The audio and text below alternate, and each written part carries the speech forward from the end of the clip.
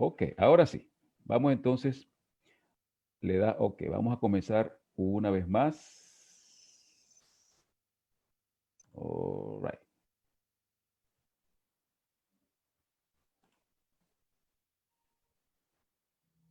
Ok.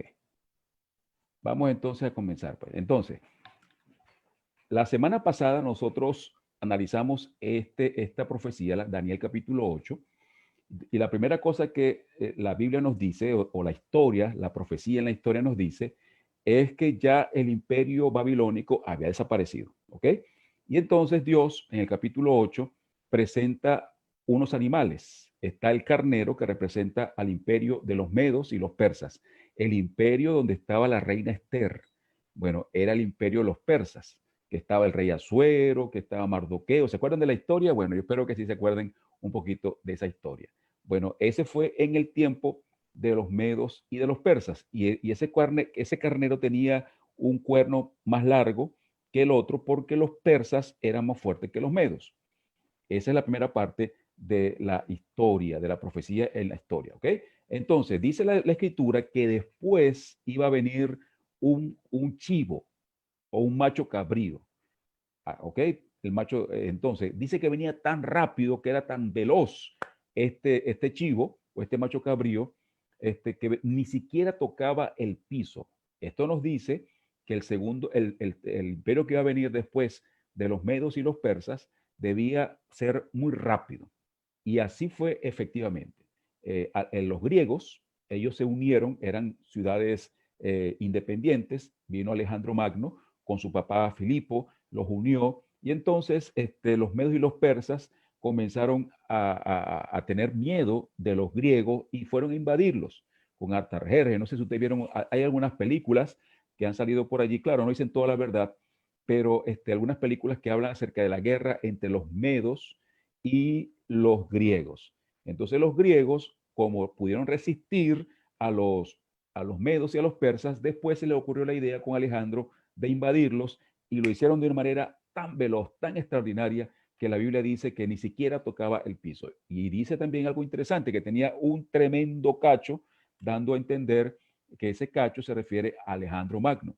¿Ok? Y después la Biblia nos dice, como la historia lo confirma, que este macho cabrío se levantó, atacó al carnero y lo destruyó. Y así mismo fue lo que pasó. Alejandro Magno con sus griegos vencieron a los medo-persas, y entonces en ese tiempo fue, bueno, en el tiempo de los medos y los persas, fue cuando el pueblo volvió otra vez a Palestina, ¿ok?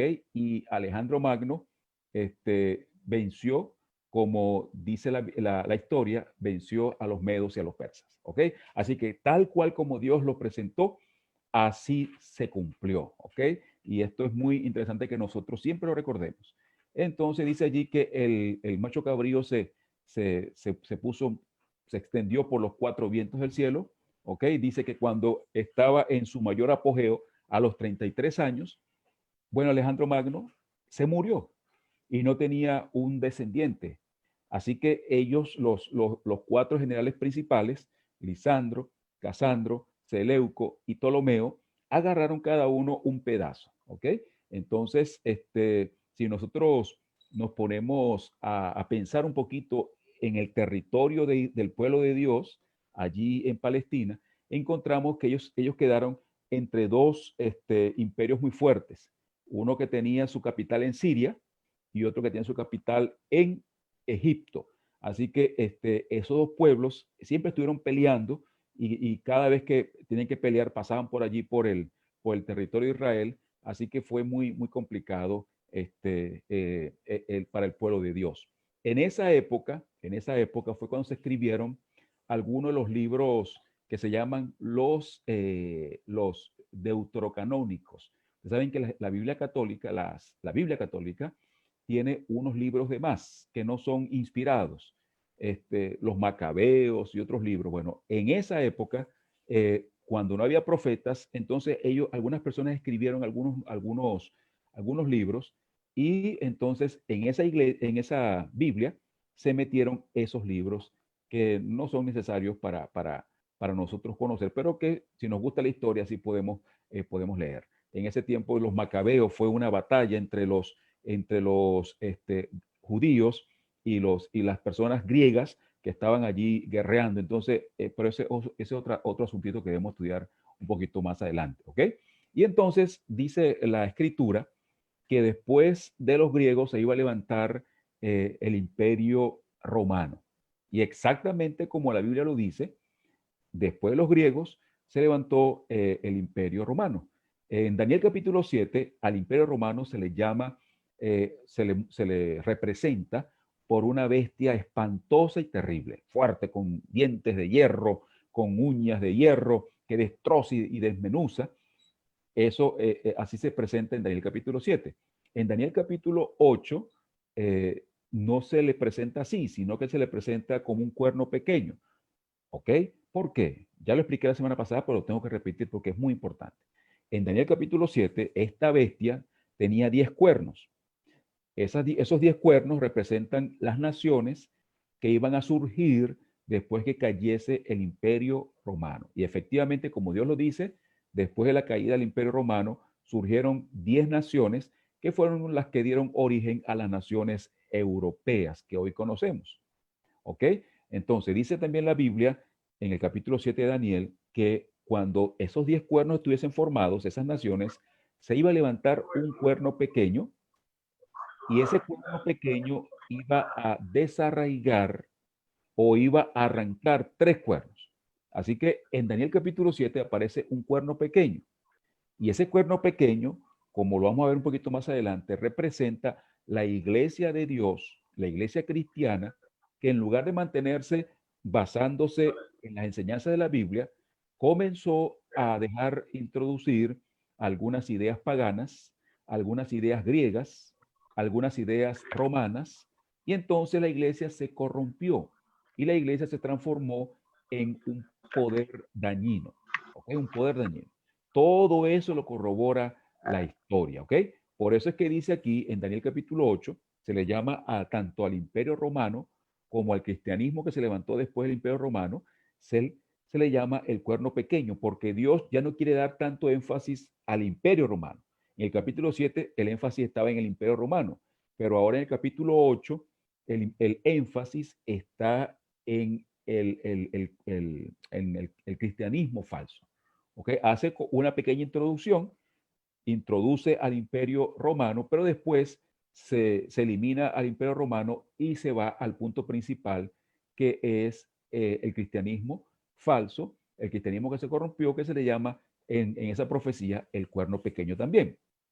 Ok, estamos repasando, así que ya vamos llegando aquí, a donde queremos. Así que aquí está, se levantó durante un periodo bastante largo este cristianismo falso, y entonces dice la Biblia que el cristianismo que había sido puesto por Jesús para que nosotros pudiésemos llevar un mensaje de amor, de esperanza, de gozo, de alegría, como lo llevamos nosotros, se convirtió en un problema porque comenzaron a enseñar cosas malas, y entonces dice la Biblia que se iba a engrandecer contra el ejército del cielo, contra los que creían en Jesús, y comenzó una masacre, se levantó muchas cosas malas, y entonces en la historia a esto se le llama la edad oscura, o también se le llama la edad media, ¿ok? Cuando el cristianismo, que es la luz del mundo, en lugar de ser la luz del mundo, bueno, se convirtió en la oscuridad del mundo. ¿Ok? Así que el cristianismo eliminó la educación universitaria, no había, o sea, allí fue cuando se metieron ellos, los cristianos se metieron contra los científicos, todo tenía que ver con Dios y maltrataron tanto el nombre de Dios. Por eso es que dice aquí que se engrandeció contra el jefe del ejército, hablando de Jesús, comenzó a hablar el cristianismo en contra de la obra de Jesús, y entonces lo que Jesús había hecho fue echado por tierra, ¿ok? Y entonces dice que por medio de rebelión le fue entregado el ejército junto al sacrificio continuo, y él echó por tierra la verdad e hizo cuanto quiso y fue prosperado. Así que durante ese periodo que la Biblia llama 1260 años, que va durante la Edad Media, el cristianismo hizo y deshizo, pero hacia lo malo. y echó por tierra el plan de salvación. ¿Ok? Echó por tierra el plan de salvación, que aquí se le llama el continuo. ¿Por qué continuo? Porque Jesús, desde que murió y ascendió a los cielos, él continuamente está ofreciendo la salvación. Pero este cristianismo se olvidó de la Biblia, de la enseñanza de Jesús, y comenzó a enseñar cosas que son griegas. Ahí se metió, por ejemplo, la observancia del domingo, que no aparece en la Biblia. Se metió también la creencia de que nosotros tenemos un alma inmortal, que tampoco es apoyado por la Biblia. También se metieron cosas como que solamente los sacerdotes pueden estudiar la Biblia, los hermanos no lo pueden hacer, que tampoco lo apoya la Biblia. También, o sea, muchos errores. Se ocultó la Biblia, y entonces la gente solamente tenía conocimiento de Dios a través de lo que le decían los sacerdotes. O sea, fue un desastre. La oración se convirtió en rezo. La obra de Jesús en el santuario celestial se transformó en la misa. Entonces ahora ese pedazo de pan es el cuerpo de Cristo, y si usted se come el cuerpo de Cristo, usted va a ser salvo, no importa lo que haga. Se inventaron algo que se llama las penitencias. O sea, que en lugar de confesar nuestros pecados y creer que Jesús nos perdona, ahora las personas tienen que rezar Aves Marías y Padre Nuestro y una cantidad de cosas que todavía persisten. Así que lo que Jesús estableció con sus discípulos, casi todo se acabó. Casi todo se acabó. Por eso Dios tuvo que levantar entonces la reforma. Y la reforma la organizó a partir de 1517 un hombre llamado Martín Lutero. ¿Ok? Y entonces él levantó verdades muy importantes, pero no todo. ¿Por qué? Porque Dios no podía levantar todo porque el daño había sido muy grande. Así que Dios poco a poco comenzó a arreglar la cosa. Entonces, Martín Lutero rescató que solamente por fe nosotros somos salvos. Fe en Jesucristo, no fe en la iglesia, fe en Jesucristo. Y otra cosa que él levantó es la sola gracia. O sea, nosotros somos salvos no por obras, no por cosas buenas que nosotros hayamos hecho, ni cosas buenas que hagamos. Siempre somos salvos por gracia.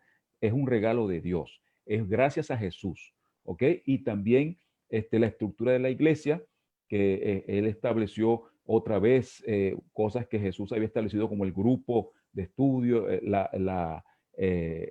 sacerdocio de todos los creyentes, como lo vemos allí, y también el poder de las escrituras, que todos podemos y debemos estudiar las escrituras para conocer directamente de Dios el plan de salvación. Eso lo estableció Martín Lutero, y comenzó lo que se llama en Europa la Reforma. ¿Ok? Y vino también la Contrarreforma de la Iglesia Católica, que fueron los jesuitas, para oponerse a los de la Reforma, y comenzó esa guerra. Se dividió el cristianismo. ¿Ok? Entonces todo eso está establecido en la historia y en la profecía.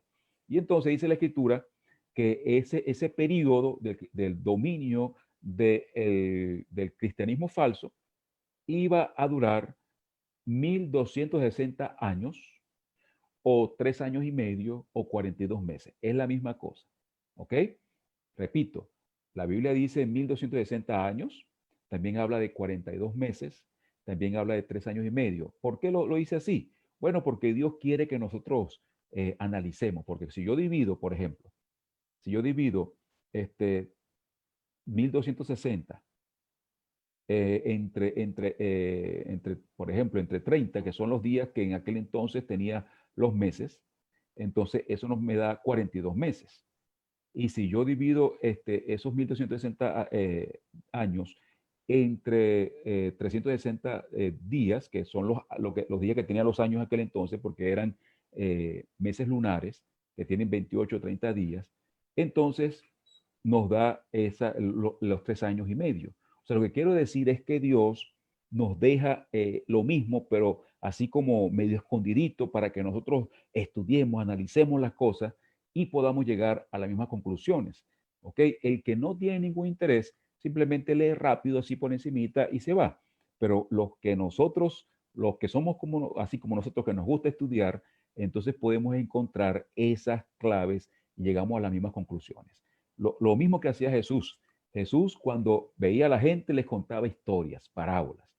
El que estaba sin interés se iba, pero el que estaba interesado decía: Señor, ¿y qué fue lo que tú quisiste decirnos en la historia? Entonces Jesús a esas personas les explicaba la verdad. Entonces, la profecía y las parábolas sirven para filtrar. El que no tiene ningún interés se va, se queda con los cachos, se queda con no sé cosas y tal, y ya. Pero el que tiene interés, entonces ahonda y puede saber las cosas que han pasado y las cosas que van a pasar. Que eso es lo más importante, ¿ok? Si, recuerden, si hay alguna pregunta, usted puede levantar la mano y podemos entonces seguir conversando. Si yo no estoy explicando bien el asunto, ¿ok? Así que por favor háganmelo saber. Entonces, ¿cuándo comenzó este periodo del cristianismo? En el año 538. Recuerden lo que le dije la semana pasada. ¿Ok? La semana pasada les expliqué que el Imperio Romano se dividió en dos. ¿Ok?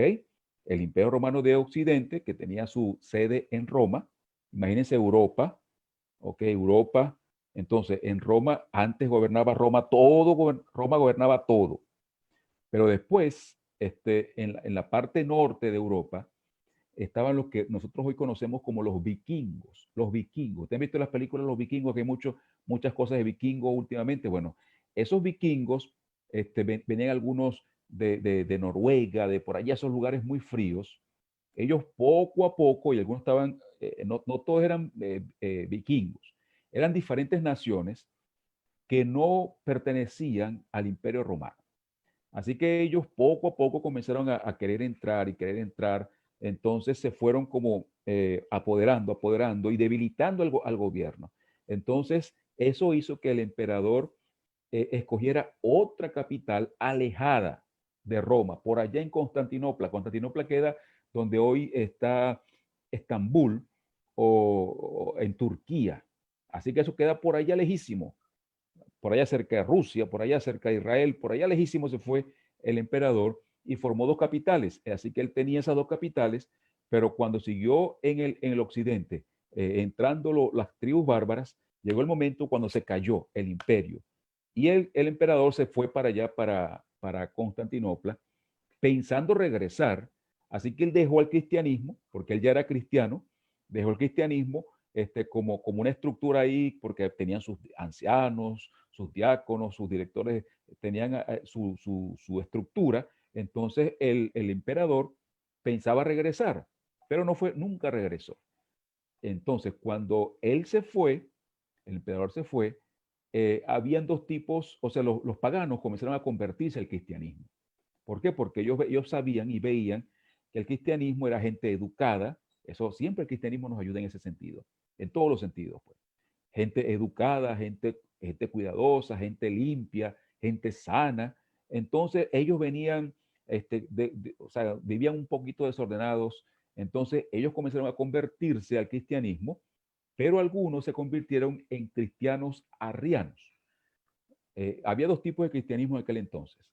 Estaban los que creían en Jesús como Dios y los que creían que Jesús era un hombre normal, un ser creado, así como creen los hermanos testigos de Jehová. Entonces, cuando deja el emperador al papa allí, al obispo de Roma, que era como el pastor de Roma, le dice, mire, cuídeme ahí la cosa y hable con otros pastores para que se mantenga el control. Pero había un problema. El problema era que los arrianos no le hacen caso a los otros cristianos. ¿Por qué? Porque estaban divididos. Eso significó algo. El emperador tuvo que mandar a un general llamado Belisario y entonces fue a una de las tribus y las acabó, la destruyó. ¿Ok? Así que esa tribu era arriana. Se fue uno de los que se oponían. Después, otro tiempo después, mandaron a un grupo que estaban unos en Italia allí fastidiando mucho al pastor, al obispo de Roma, y eran arrianos.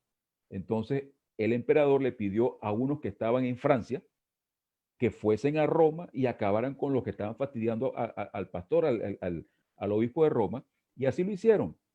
Se trasladaron allí, pelearon, vencieron, y tanto los que fueron destruidos como los que destruyeron eran arrianos. Pero en lugar de regresarse a Francia, ellos dijeron, no, nosotros vamos a quedar aquí, nos vamos a quedar aquí en Roma. Así que, bueno, ya habían destruido dos naciones que eran, o dos pueblos que eran arrianos, pero quedaba un tercero. Entonces el emperador tuvo que mandar a, a un general y destruir ese pueblo que estaba oponiéndose al dominio del cristianismo. Eso ocurrió en el año 538. Ahí fue cuando el cristianismo no tenía más oposición y comenzó poco a poco, a agarrar fuerza. Y entonces ellos necesitaban, por ejemplo, que, algo respaldara, porque Jesús no dejó en ninguna parte de la Biblia evidencia de que algún pastor o algún lugar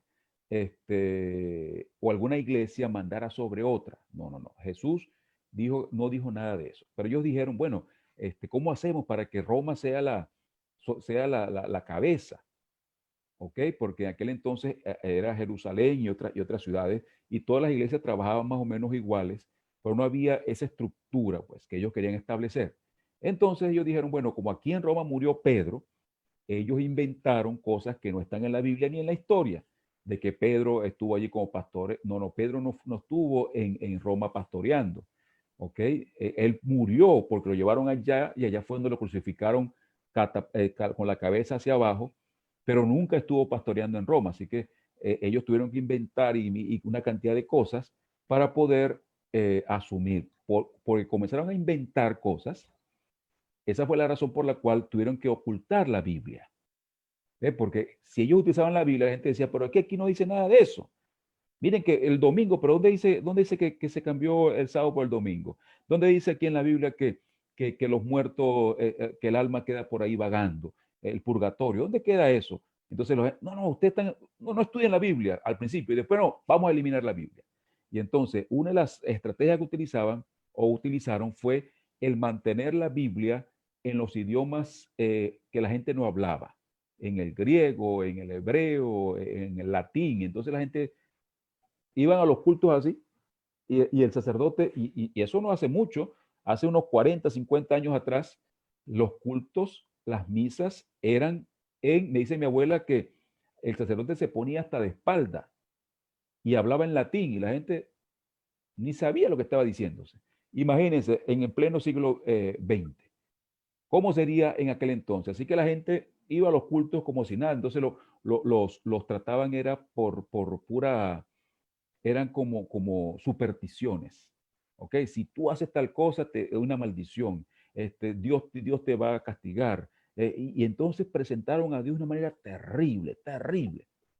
Y entonces agarraban cosas como que este es el hueso del apóstol San Juan. Y entonces tú si tocas este hueso, tú te vas a salvar. Y si tú vas y caminas de rodillas, miren, Lutero, por ejemplo, él estaba caminando de rodillas, unas escalinatas, cuando de repente vino el texto ese que dice, el justo por la fe vivirá, y el hombre se levantó, dice que se levantó avergonzado de estar caminando de rodillas, cuando la Biblia nunca dice eso, la Biblia no dice eso. ¿En qué parte de la Biblia usted ve a Pedro, a Jesús caminando de rodillas? ¿En qué parte de la Biblia usted ve a Jesús adorando a un santo, a una persona, a la Virgen María? En ninguna parte. Por eso es que se tuvo que eliminar la palabra de Dios, porque la palabra de Dios echa fuera todos esos errores. ¿Ve? En ese tiempo fue que se ocultó la verdad, se echó por tierra la verdad. ¿Y por qué mataron casi 50 millones de personas? Los mataron los propios cristianos porque la persona quería leer la Biblia. Si a alguien lo encontraban con la Biblia, era suficiente para matarlo, a él y a su familia, o a ella y a su familia, toditos, solamente por el hecho de tener una Biblia. Y vinieron los valdenses eran comerciantes, agarraban la Biblia y las metían en las joyas que ellos vendían, en las cosas que vendían. Entonces le decían, mire, aquí tengo esta joya, y le mostraban a la gente las joyas. Y cuando la gente la veían así como que era una persona sincera, le decían, pero tengo una joya mayor. Y le decía, ¿cuál joya? ¿Cuál joya? Mire, venga para acá. Y entonces le agarraban, ellos escribían pedazos de la Biblia y le decían, mire lo que dice este pedazo de la Biblia. Y entonces versículos como Juan 3:16 y otros versículos los llevaban así. Y le decía, mire, no le diga a nadie, eso es para usted, estúdielo con su familia. Y la gente tiene que esconderse. Y por allí metidos agarraban eso y lo leían esos pedacitos de la Biblia. Hoy nosotros tenemos Biblia, bueno, hasta se bota la Biblia, pues. Pero en aquel entonces era algo tan importante. Era carísimo una Biblia. Una Biblia, primero las Biblias eran escritas a mano. Y era más o menos como, si usted quería tener toda la Biblia, el Antiguo Testamento, era como un metro de libros, ¿ok? Eso antes de la invención de la imprenta. Por eso es que el apóstol Pablo dice, tráeme los rollos, porque en el tiempo de Pablo, estamos hablando unos 15 siglos antes, la Biblia estaba en rollos. Así que no tenía ni capítulos ni versículos, sino que era todo el libro. Así que la gente tenía que abrir el rollo y comenzar a buscar y buscar, y aquí está esto y esto. Así, después cerraba el rollo y guardaba. Pero ¿quién tenía un rollo? Era muy poca gente que tenía rollo. Por eso es que dice la Biblia que la fe viene por el oír la palabra de Dios, porque casi nadie tenía una Biblia. ¿Por qué? Porque era muy difícil tener una Biblia o tener un libro. Entonces, en el tiempo de esto, Dios, mientras Lutero estaba allí tratando de levantarse, bueno, Dios permitió que se estableciera o se inventara la imprenta. Y el primer libro que se imprimió, ¿cuál sería? A ver, el primer libro que se imprimió fue la Biblia de Gutenberg, ¿ok? Así que mis hermanos, allí encontramos cómo Dios poco a poco fue preparando el reavivamiento, mis queridos hermanos. Así que, ¿y qué pasó en 1798? Bueno, en 1798 pasó algo muy interesante.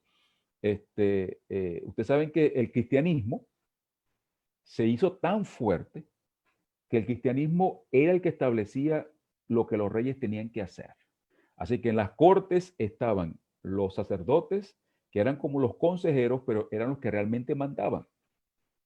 Y eran los que, o sea, existía lo que se llamaba como una componenda, pues. Por ejemplo, el sacerdote decía, yo soy el representante de Dios.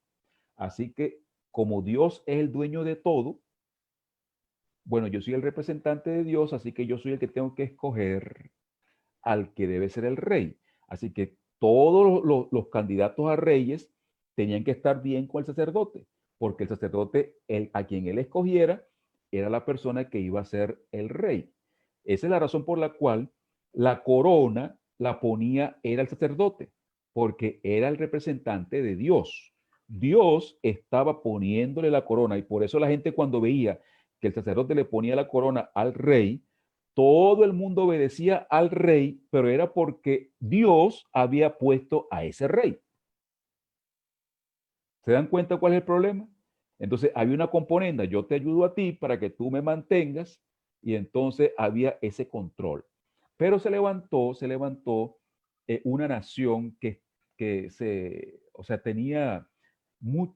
había muchos abusos de parte de los reyes, de la aristocracia, el pueblo pasando hambre y los reyes y los aristócratas vivían, bueno, pues de una manera tremendamente mal. Entonces vino un rey llamado el rey Sol, creo que fue Luis XV, que él estableció el Palacio de Marsella, una cosa, mis hermanos, que usted la puede buscar en YouTube, todavía existe, una belleza. Esa gente hacía fiesta todos los días. Cuando los demás estaban muriéndose de hambre, ellos vivían como, bueno, pues, eso era oro, ese es oro por todos lados, una cosa tremenda. El tamaño es, bueno, pues eso es una cosa inmensa. Ese era el palacio que queda un poquito fuera de la ciudad de París. Así que el pueblo se fue como poniendo bravo y bravo, y entonces vino lo que se llamó la Revolución Francesa. La Revolución Francesa fue un levantamiento contra la aristocracia. Pero como Dios, de acuerdo a lo que se decía en aquel entonces, Dios era el que apoyaba la aristocracia, entonces también se levantaron contra la iglesia.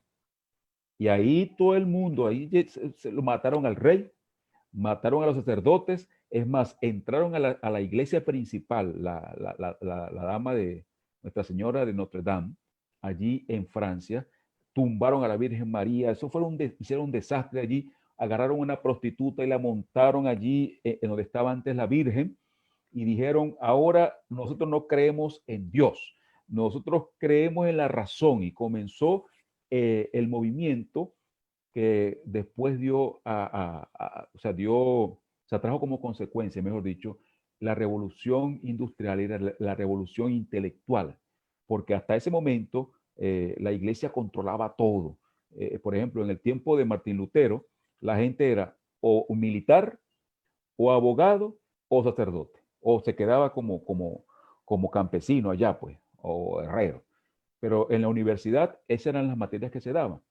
Así que el papá de Lutero se puso bravo cuando él se hizo sacerdote, pero no había muchas carreras. Entonces, todo lo controlaba el cristianismo y era una cosa terrible, un error terrible.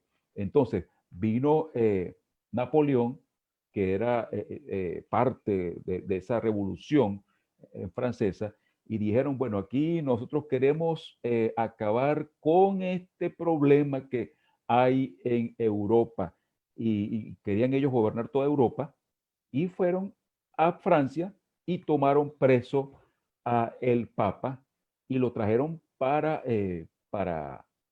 Francia y lo tomaron cautivo. Eso fue un golpe mortal y eso ocurrió el 15 de febrero de 1798. ¿Ok? Ya vamos terminando, así que ya vamos a dar chance para si hay alguna pregunta. Así que en 1798 tomaron preso al Papa y es por eso que dice la Biblia, la profecía, que iba a durar la supremacía del Papa o del cristianismo falso 1260 años. Porque si nosotros restamos a 1798, 1260, nos da exactamente 538. En el 538 fue cuando se eliminó el último pueblo arriano que se oponía al control del cristianismo, que todavía no había agarrado la fuerza mala que agarró después. Pero en 1798, debido a los abusos del cristianismo, entonces hubo una reacción y se estableció el ateísmo. El ateísmo que está hoy en Rusia, que está en China, el comunismo y esos movimientos en contra de Dios, no se levantaron contra el Dios de la Biblia, sino que se levantaron contra el Dios abusador de los cristianos. Por eso es que nosotros tenemos que conocer la historia para no juzgar a gente que estaba cansada. Eso no fueron 100 años, fueron 1260 años. A veces nos parece mucho tiempo que por ejemplo, República Dominicana tendrá que como 300 años, 250 años, 260 años, igual los países en Europa. Estados Unidos tiene un poquito más. Pero ese es poquito, esos son 300 años. ¿Cómo sería 1260 años de abusos? Entonces la gente estaba hasta aquí, cansada. Por eso fue que agarraron, mataron a los sacerdotes, mataron a todo el mundo. Ahí eso fue una revolución desastrosa.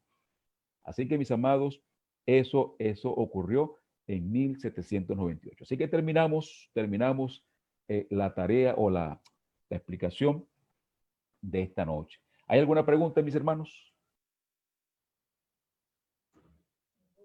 A ver, ¿alguna preguntita? A ver, ¿qué les pareció la historia de hoy? ¿Les gusta la historia? Nosotros tenemos que entender la historia dice la hermana White, si yo entiendo el pasado, entonces voy a confiar en Dios en el futuro. ¿Ok? Por eso nosotros necesitamos saber cómo los movimientos, y a veces nosotros somos un poquito duros, quiero decirles. Recuerden que ese cristianismo que se pervertió no solamente eran los padres de los hermanos católicos, esos eran también nuestros padres, porque no existía ni evangélico ni adventista, no existía nadie.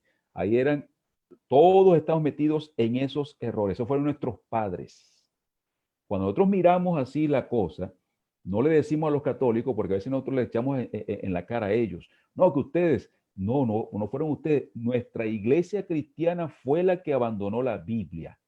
Nuestros padres fueron los que inventaron lo de la Virgen, el purgatorio fueron nuestros padres, no fueron los padres católicos, porque allí no había adventistas, allí no había bautistas, allí todo el mundo era igual. Por eso nosotros tenemos que meternos en ese saco y después decir, damos gracias a Dios porque Él nos sacó a través de la Biblia, nos llevó a la verdad. Y decirle, hermano católico, hermano bautista, lo que tenemos que hacer es eso.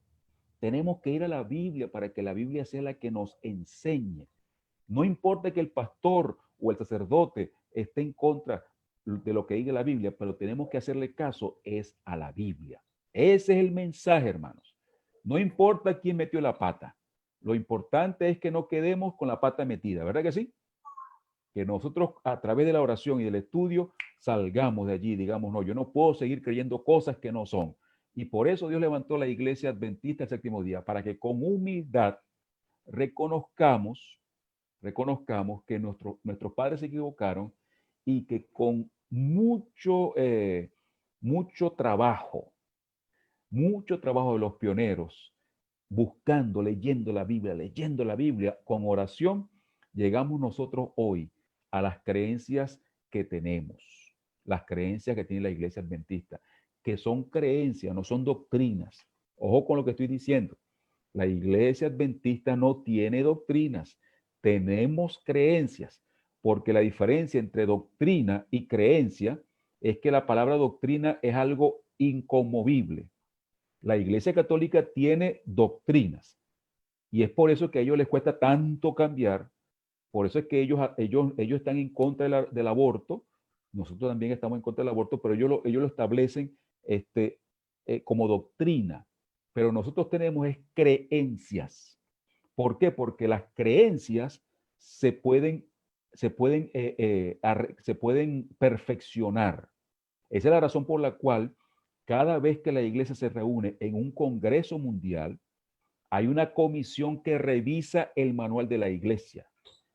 Y si hay alguna cosa que nosotros tenemos que mejorar, por ejemplo, viene el hermano Brito y él encuentra que nosotros tenemos algún error en nuestras creencias, ¿sabe lo que dice la iglesia? Bueno, el hermano Brito debe reunirse con el pastor y decirle su punto de vista. Y si el pastor está de acuerdo y dice, oye, es cierto lo que el hermano Brito es verdad, dice es verdad, entonces debería reunirse la junta de la iglesia y analizar el asunto. Si la junta de iglesia dice y se da cuenta que es verdad, eso debe ser llevado a la junta de la asociación. Si la junta de la asociación dice que es cierto, llevado a la junta de la unión. Si la junta de la unión lo acepta, entonces es llevado a la junta de la conferencia general.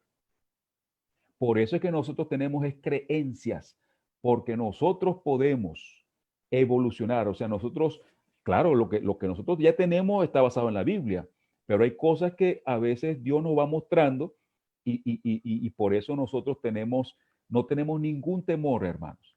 Ningún temor. La verdad es verdad. No importa cuánto se estudie, la verdad es verdad.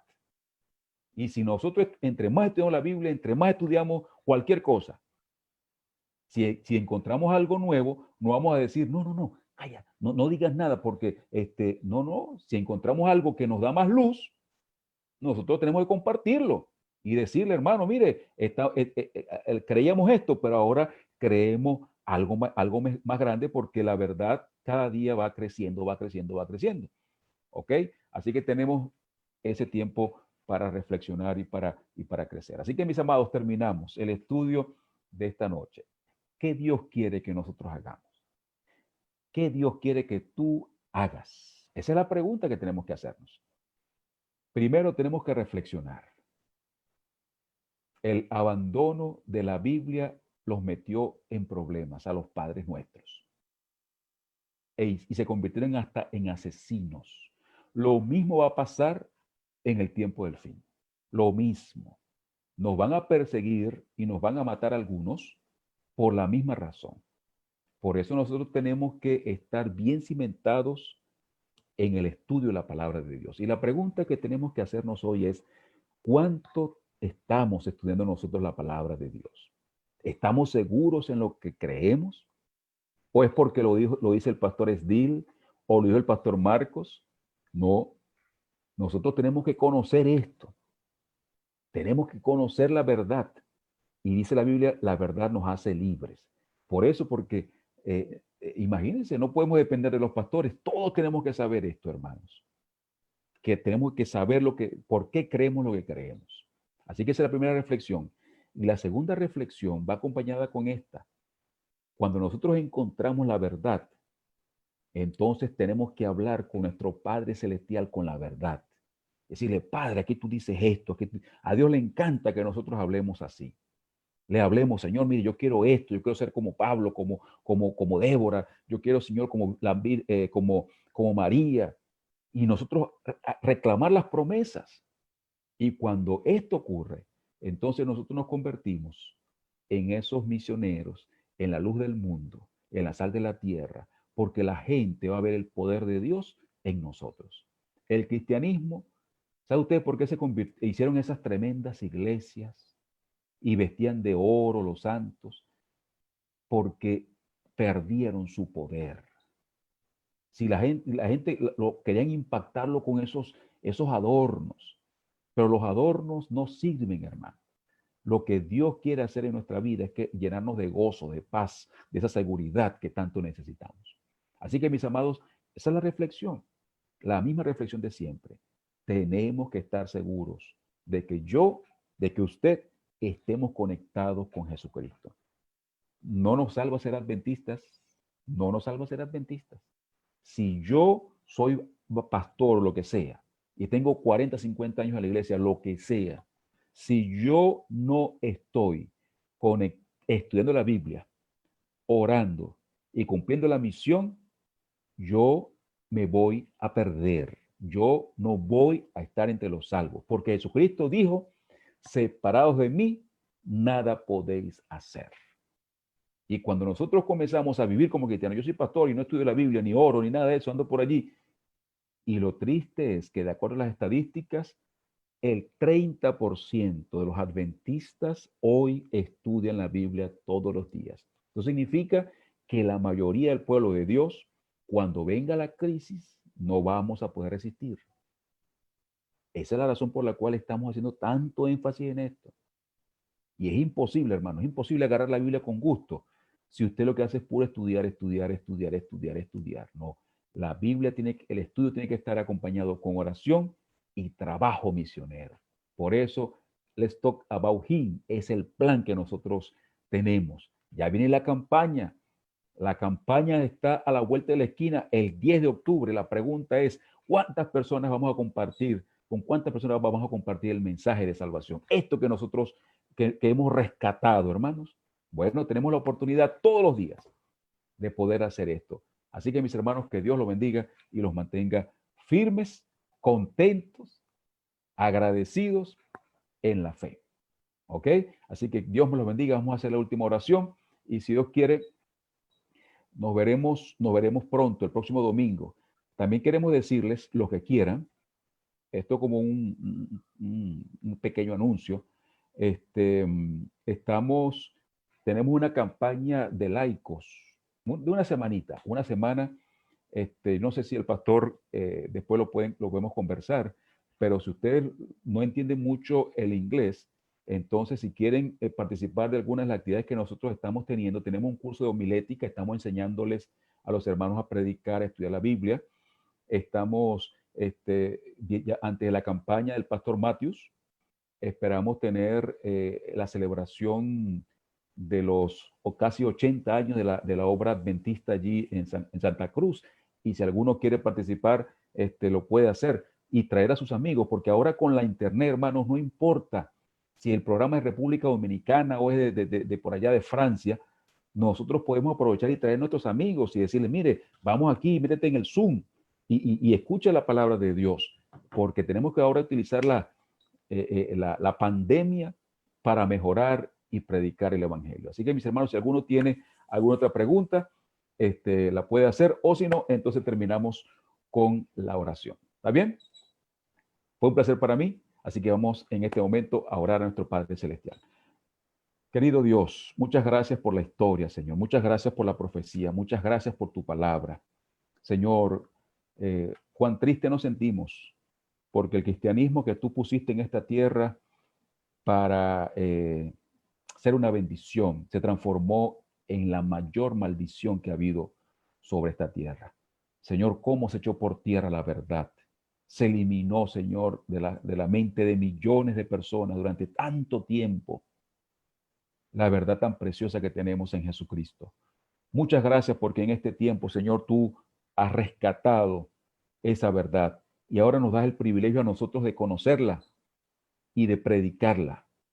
Por eso, Señor, ayúdanos como adventistas en estos últimos días de la historia a tomar más en serio el estudio de la palabra, a estudiar con ahínco, a compartir lo poquito, lo mucho que conozcamos y sobre todo, Señor, a hablar contigo para que tu poder se pueda manifestar en nuestra familia, en nosotros, en nuestra iglesia, Señor, para que los miles de latinos que allí en Estesia, en San Martín, en cualquier parte están, Señor, ellos puedan saber que la verdad está dispuesta para que ellos la reciban.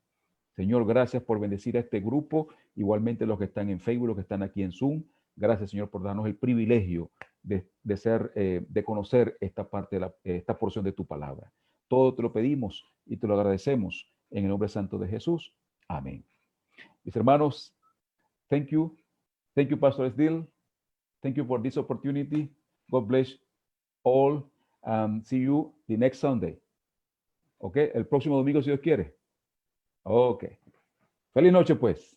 Bendiciones para todas y para todos. Y gracias a los que también estuvieron con nosotros en el Zoom y en el Facebook.